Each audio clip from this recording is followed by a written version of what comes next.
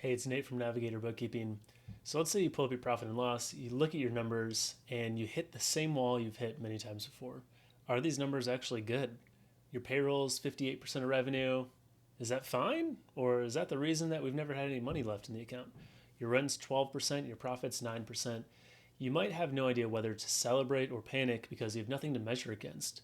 So your profit and loss figuratively goes back into the drawer, or you just shove it back into your downloads to look at a different time, and you keep running the business on feel. We hear this on calls all the time. Owners asking in one form or another, where should my margin be? What should this actually cost me? What can I afford?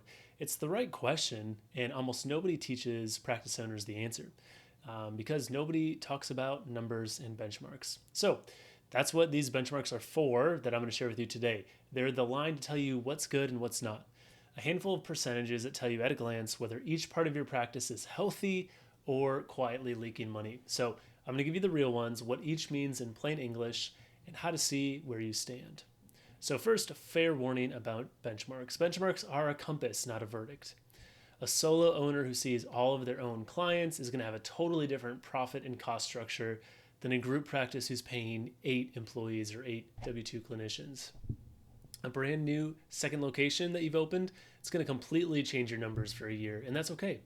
So don't take a single percentage being off as proof that something is broken. Use these benchmarks the same way you'd use a target heart rate, a healthy range to check yourself against, not a diagnosis.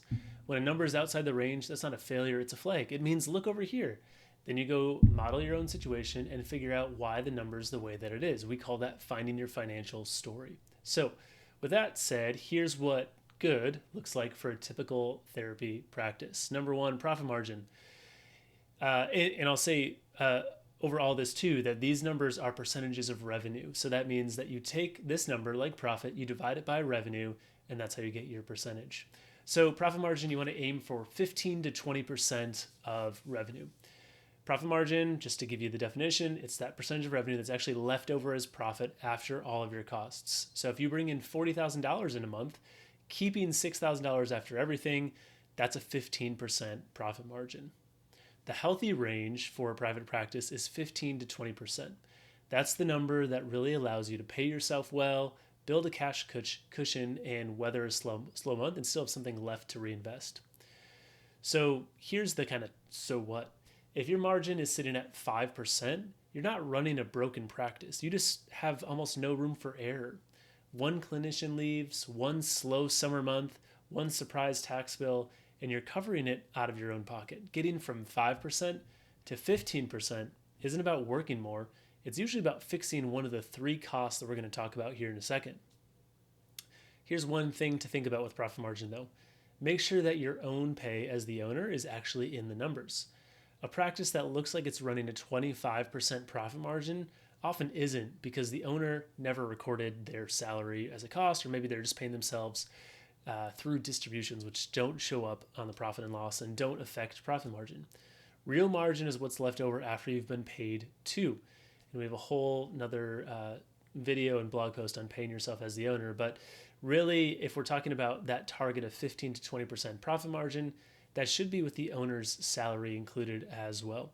If you're not paying yourself that way, if you're paying yourself only through distributions, you actually should see a higher profit margin than that 15 to 20% target. So let's talk about the first of these expense benchmarks then to look at. This is the biggest one, cost of services. This is what it actually costs you to deliver therapy to the community. For most practices, this is overwhelmingly, wages, plus then employer taxes, benefits, PTO, sick time, all the things that come along with that. A healthy benchmark here is under 60%, but the sweet spot is more like 50 to 57%. This is the single biggest lever in your whole practice because it's your largest expense. If your cost of service is 68%, that one number is almost certainly why your profit margin is thin. It means that for every dollar that comes in, 68 cents goes right back out to the clinicians before you even pay rent, software, or make a cent yourself. Now, the fix is rarely just pay people less. It's usually a comp structure that got set up when you had 3 clinicians, you never revisited it, and it's a split that, felt affordable, but the math never actually supported it. Maybe you just really want to make sure that your first hires really stuck around a long time, so you really overpaid them. And this is exactly the kind of thing worth modeling before you change anything. And we have many posts about clinician profitability tool and how to model that. So just leave a comment if that's something you need help with. But this is the biggest lever in the practice, that cost of services.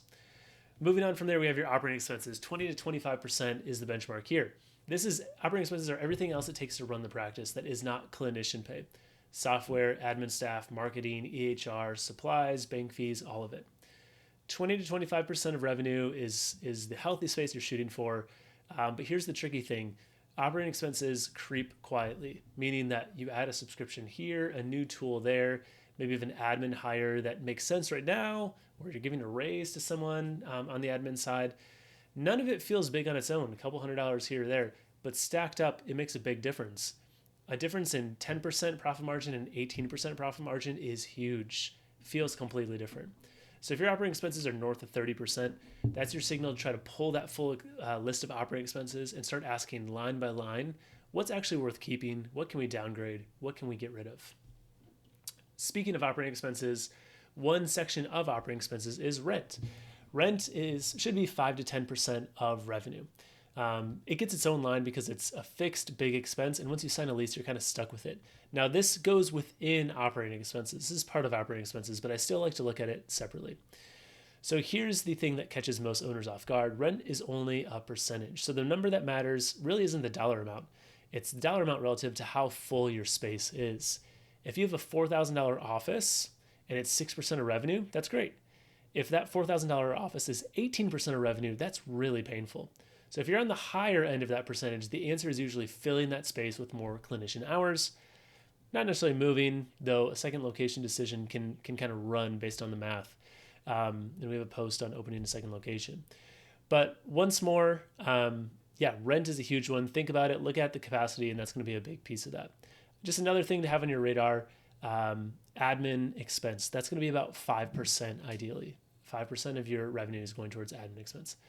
Not a hard and fast rule, but if you're paying well above that 5%, it's worth looking at it. So let's talk about how do you actually find your own numbers. Benchmarks really only help you if you can line them up against your own practice. The good news is your profit and loss already has everything that you need. So here's kind of the quick version how to find those. Start with your total revenue for the month. That's the top number on your profit and loss. That's the number that everything else gets measured against. If you're looking at a couple months, you can take an average to kind of figure out what's our 3 or 6 month average revenue. First, find your clinician pay. After that, divide it by your revenue. So if you have $30,000 in clinician pay, $60,000 in revenue, divide that together, you're going to have a 50% cost of service. Compare it to that 60% line. You want to be under 60%. Following up with that, you're going to add up everything else that you spend to run the practice. This is your operating expenses. You can pull rent out, separately, but take everything besides clinician pay divided by revenue. That's going to be your operating expenses. Take a look at rent as its own divided by revenue. Take a look at admin divided on its own. And after you've done all those things, what's left is your profit margin. Revenue minus expenses and cost of service equals profit margin. Check it against that 15 to 20% benchmark and make sure your own pay is included in there as well. Now, if your profit and loss, your chart of accounts is a mess, this exercise will feel impossible and is difficult. And that's its own signal. You can't benchmark numbers that you can't trust. So if that's where you are, you're going to have to start with a cleanup first. We just did a post on the value of a cleanup the previous week. So make sure you read that and learn about, what do you really need to look for in a cleanup. The point of running these benchmarks is not to grade yourself. It's to know which lever to pull in the business. A thin margin plus a high cost of service means you should look at compensation. A thin margin plus a higher operating expenses means audit your expenses. The benchmark just tells you where to point the flashlight. It's not a identification of how good or bad your practice is or how good or bad a practice owner you are. So here's the whole picture. Here's a summary. For a typical therapy practice, healthy looks like this. Profit margin, 15 to 20%. Cost of services, under 60%. Operating expenses, 20 to 25%. And within those operating expenses, rent should be about 5 to 10% of revenue, and admin should be about 5% of revenue. Remember, financial benchmarks are not about hitting a perfect score. They're the good line that turns a profit and loss full of numbers into a clear read on what's working and what needs attention. Run your numbers against these. Treat anything out of the range as a flag, not a failure, and you're always going to know which part of the practice to look at next. If you want to pressure test your own numbers, we have our clinician profitability tool, which is free and available for you. It does a lot of this math for you. You can kind of see where your practice stands and where it might need support. Or if you just want help walking through your numbers, we can always do a consult with you as well and help you look through these as well. All right, good luck with those numbers. We'll talk soon.